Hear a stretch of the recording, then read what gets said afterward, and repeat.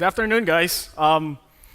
It's the second to the last one, so I hope you're not so excited to go back. But you just had your break, so I think you should have some food and coffee, and you should be fine. Now, this is the management track. So people are asking why technical guy is in a management track. I got asked 2 times today. The answer is I don't know. So yeah, I don't know. Really, honestly, right? So I'm Paul. I work for Trend Micro. I look after cloud business for APAC. So I'm a technical guy. So we're gonna have some demos today. I'm gonna show you some hacks today. So I'm gonna just go quick on the PowerPoint slides, and we're gonna spend more time on the videos and on the live demo itself. Okay? All right. So, oops. All right. So when you look at cloud now, right? When you're going to the cloud, you're gonna see that it changed the way you look at security. So for people, they're using on-premise now, they're going to the cloud.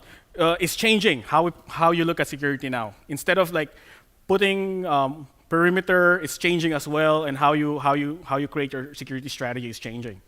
And why do people go to cloud? Why do people want to go to cloud? It's because they can automate. They like to automate, and it just make it easier. So remember, right? When you want someone to do something, you're gonna make it easy for them. And automation is one thing that makes people comfortable and make people faster to go to the cloud. Now, there will be a session later, if I'm not wrong, that talks about microservices. People are already doing a lot of microservices now. We're seeing a lot of companies doing Lambda, building out serverless stuff, and it's becoming normal now, because it's just so easy to do.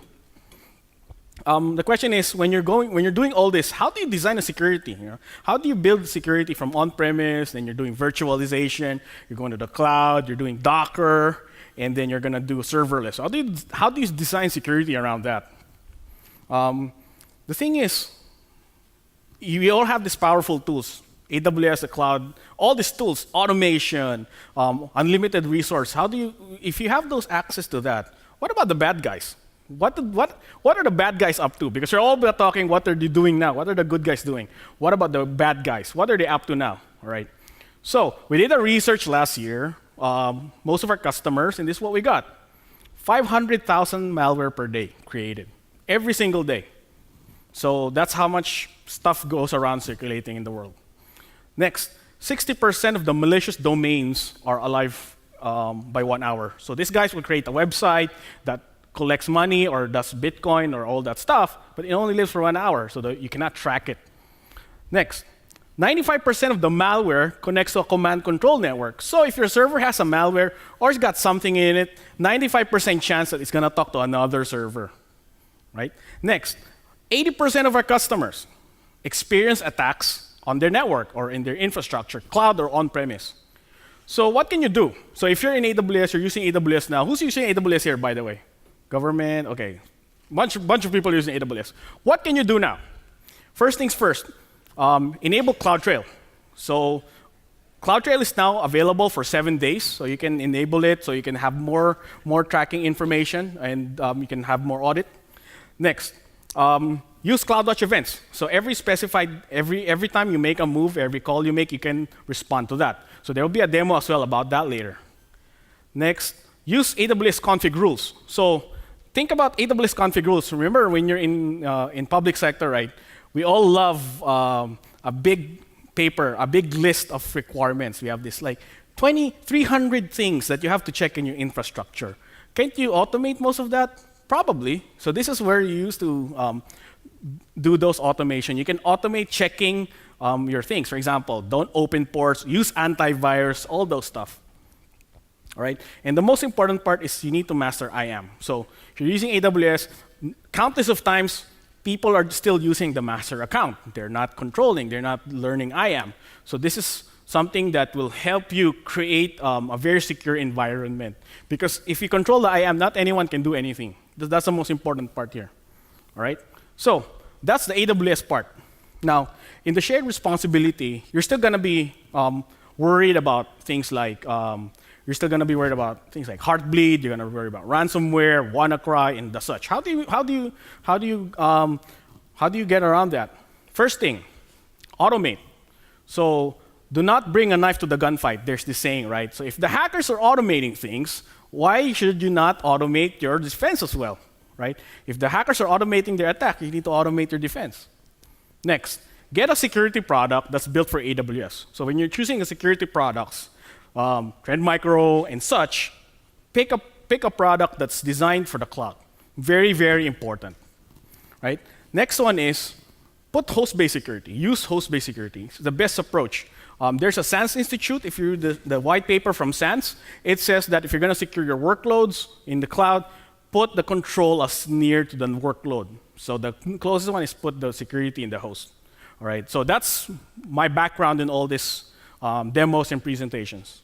So before we go for presentations, I'm just going to give you a background of the company that we're going to do. So I created a fictitious company. It's called Bryce Industries. So they're a fictitious analytics company. They have 4 people there in the company. So one is Brenda. She's a developer. What does developer want? Developer wants to put code as fast as they can, should be working fine. We got a cloud architect named Benny. Cloud architects want everything to be the same, consistent, and fast. Right? I was a cloud architect before I was a developer before, so I know the. And then we got a security guy. What does security guy want? I don't want to get fired. So that's what security guy. No, just joking. Security guys, right? They want to make sure that everything can be seen, everything is controlled, everything is tracked, right? And they buy a lot of products. So, and then we got the last one, Houdini the hacker. What does hackers want? Number one, they want your data. Number one. All right, they want more than defacing, right? Defacing is a child's play now. Defacing is very funny now. What they really want is to gain access to your customer data. You're in the public sector. You have your user data. Very important. For example, like in healthcare, like HIPAA, you don't want your patient data going up. Okay. Next, they have a bunch of servers. They're using AWS. They're using Docker, they're using deep security, and they have this incident response security chart. Okay, it's clear. Okay, so from the NIST, this is how they look at security incident response. So when something happens, this is how you should do it, right? First thing is you need to prepare, right? So you need to prepare, put the proper controls in place, make sure everything's there. You need to be able to detect and analyze, right? So not just prepare, you need to be able to detect. And then when things happen, you should be able to contain and eradicate and recover. And the last part is you need to be able to learn from whatever happened so you can prepare again, right? So first demo, I'm not gonna do a live demo for the first demo, I'm just gonna do a video demo, okay? So this is SH control. So the background here is, if you're using AWS a lot, when somebody wants to access your server, they go to AWS and then open the security group. Most people, what they do, they open port 22 to the public. So this is what happens. So they get people brute forcing them. So this is how you prevent that from happening, right? So there's a server here called Bryce app. So in that Bryce app, they have a bunch of rules there. So you go to a security group, our friend will open port 22 to the public, making it vulnerable to attacks. Right? Okay. I'm gonna put like that, and he's gonna save it. Next. After that, he's gonna go to AWS config. Inside AWS config, there's a rule there that checks for SSH called restricted SSH. So basically, this rule looks at all your security groups, and it will check all of them if they have that 00022. And then when you hit reevaluate, what it's going to do is going to check all your security groups again for that issue. Next. So now we're going to go to rules, and then now it's going to say one non-compliant resource, right? And then when you do that, we're going to check the rule again, and then we can click the security group that is in question. And then it's going to say this is what happened, and these are the events, and this is what changed. And then it will even tell you in a JSON file. So it's gonna come in later. Why do we need a JSON file, right? And then we're gonna go to AWS again. We're gonna check for the security group again. So we're going to go to EC2. We're going to look for that security group that we just played around with. And then when you go back to that security group, the rule that we just created is not there anymore. So a while ago, you created a configuration that will endanger your server, and then config rules was able to detect that and was able to respond to it. So I'm just going to go next slide. Oops. All right. OK. So now, we're going to go to AWS Lambda. So inside AWS Lambda, I created a Lambda function. This is the old UI, but it's still the same. So in that Lambda function that I have, what it did was it waited for that trigger. A while ago, the trigger was create that whenever that restricted SSH was violated, trigger this Lambda function, and then delete that. So if you look at the logs, you're going to see that there is a non-compliance there. So, I mean, in the public sector, we always want to see non-compliance. So this is what people always see, non-compliance or compliance. So it created a non-compliance rule, and then it basically responded to that. So again, what happened there, right? So what happened there was we allowed an SSH to port 22. It got detected. The Lambda function was triggered, and then the SSH rule was removed. So that's how you basically automate those kind of things whenever somebody does a misconfiguration, right? So that's the demo number 1. Demo number 2, uploading suspicious objects to containers. So we all know that people have malware, their signatures and everything. But what if somebody tries to upload unknown malware to a Docker container? People are saying Docker is cool, Docker is new, but how do we secure it? So I have a demo here that shows you how you protect your Docker containers.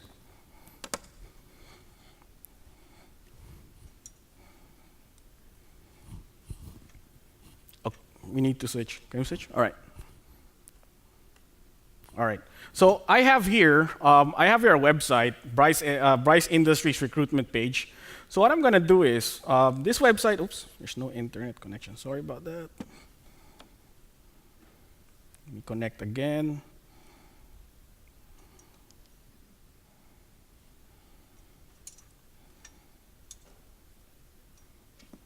Okay. All right, so I have this website, Bryce Recruitment.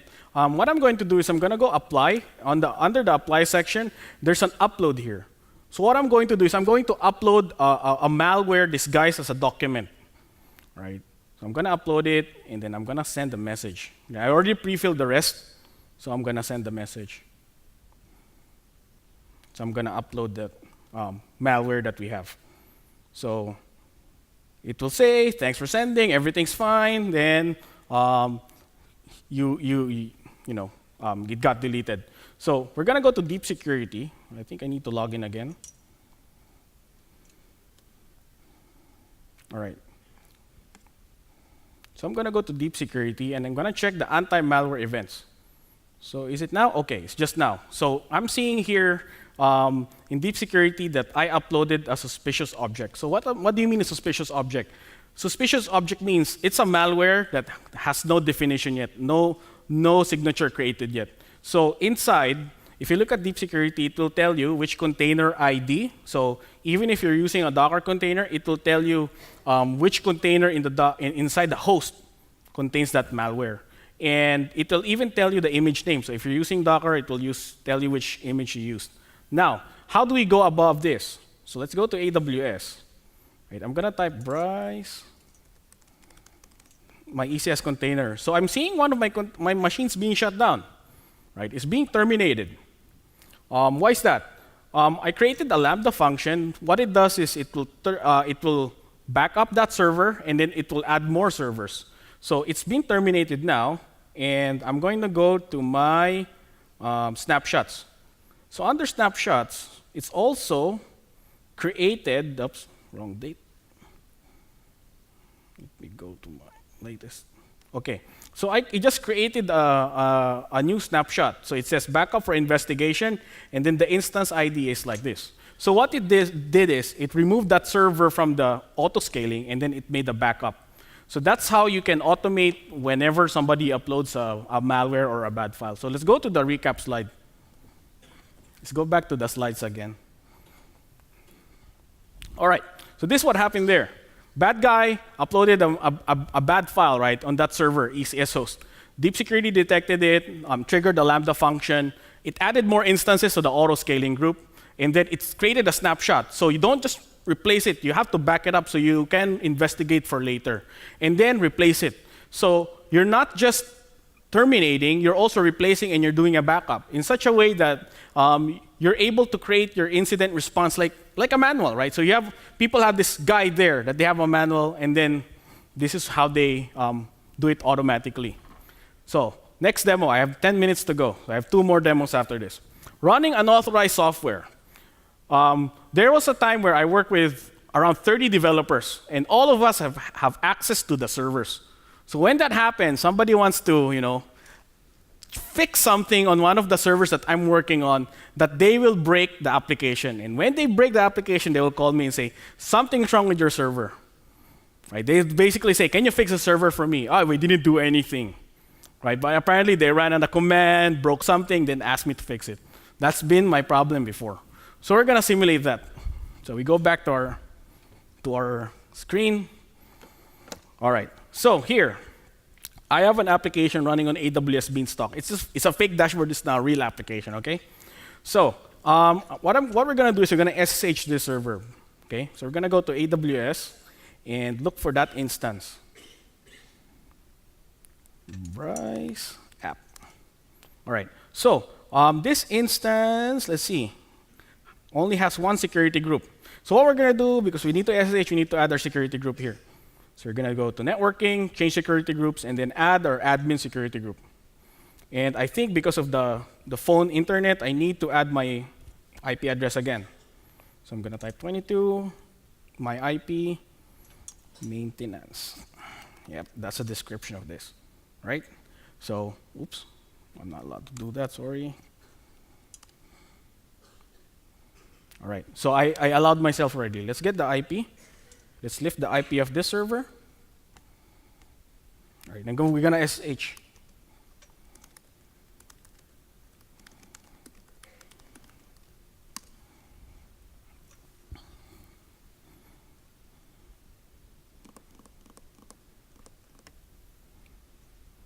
All right, so I'm in the server now.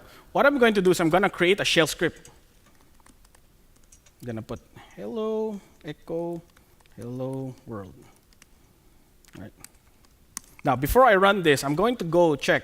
I'm going to go check in deep security if the server is not allowing any applications.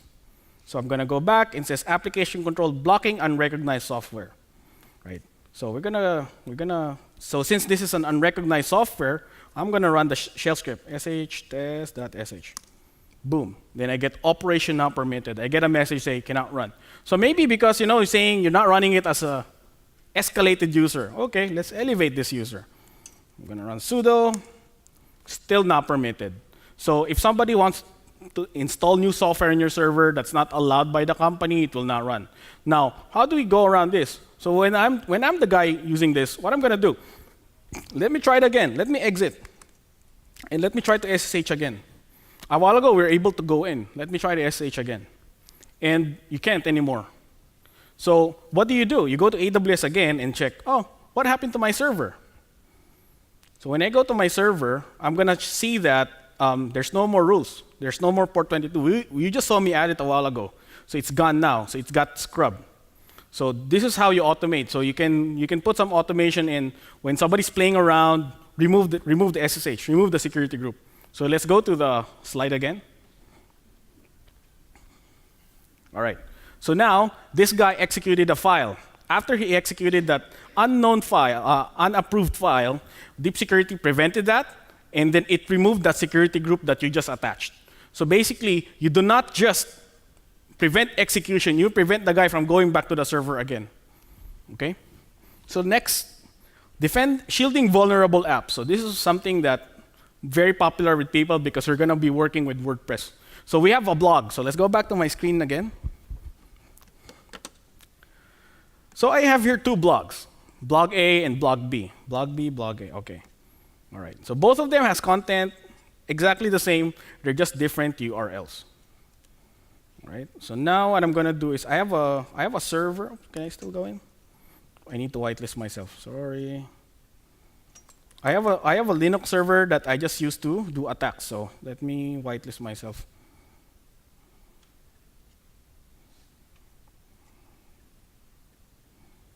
Okay, should be okay.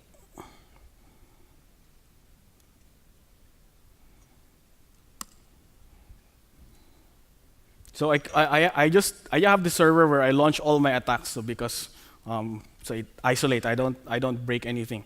All right, so I have a folder that's scripts. Then I have a Python script here that's called wp.py. So we're gonna cut that. All right, so I just got this from GitHub. So we're gonna run that Python wp.py. So enter the URL. So we're gonna start with blog B, right? And it's gonna tell me this WordPress is a vulnerable, affected version. So this version came out in February, so it's quite fresh. Then continue. Then we're gonna try to hack one of these. For example, post ID 24. And then change title, hello from AWS WPS Summit. And change content, you've been hacked. Update success, what does that mean? So my blog just got hacked. So I didn't log into WordPress, it's a different server. I can basically infiltrate any WordPress that's using that version. So we're gonna do the same thing again. We're gonna go to my blog A. By the way, blog A has security controls inside. So continue, let's do another one. Then let's do the same content ID, content vulnerable, yes. Let's do content ID 24, hello, and then change same again. And then now it's a different result. So now I'm getting a gateway timeout. So what does that mean?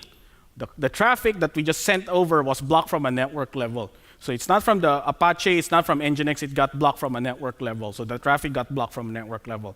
Besides that, what did we do? What did I do here, all right? You guys go to RDS. So I'm gonna go to RDS. You know WordPress uses MySQL as a backend.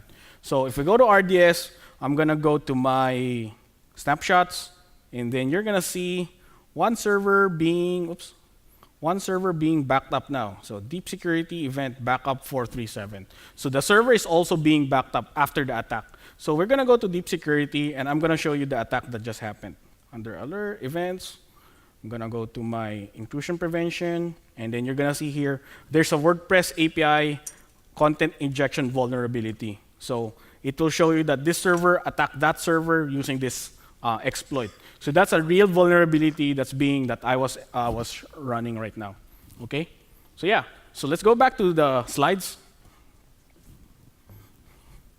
So I think I have 2 minutes. Right. So for the slides, right, when you run an exploit to the machine, what it did is it blocked from a network level. It didn't block on the application level. It didn't patch the application. It basically prevented that attack from happening. Right. After the block was happened, it triggered the SNS, AWS Lambda, and then what it did was it backed up the server. Okay? So I'm not gonna go to the last demo. Maybe we show the last demo very quick. Very, very quick. Right. So all of these commands that we're just doing, all these attacks we're doing, when deep security prevents, it did not just block it. It didn't just react on it. It also created an event in Slack. So if you're using Slack, you can get alerts there as well. So you don't need to have a phone. You don't need to have to do all of those stuff. It goes to Slack. So that's what you can do. Okay, just go back again. 1 minute to go. All right. So what tools did we use in this demo? All right. So we use deep security. We use AWS Lambda. We use AWS CloudTrail. We use CloudWatch, config, and Amazon SNS. Right. So that's how you can with this combination of tools, right? You can use that to protect your servers. Okay. So I'm gonna go to the next one. You need to code, right? So for this thing to work, you need to code. So we have customers asking us how to code it. The code is in GitHub. You can just email me. We can send you the code to do this. Yeah. So for that's how that's just how we build our demos. Thank you for coming today. I hope you had you find this session enjoyable. Yeah, and I have 10 seconds left. So thank you very much.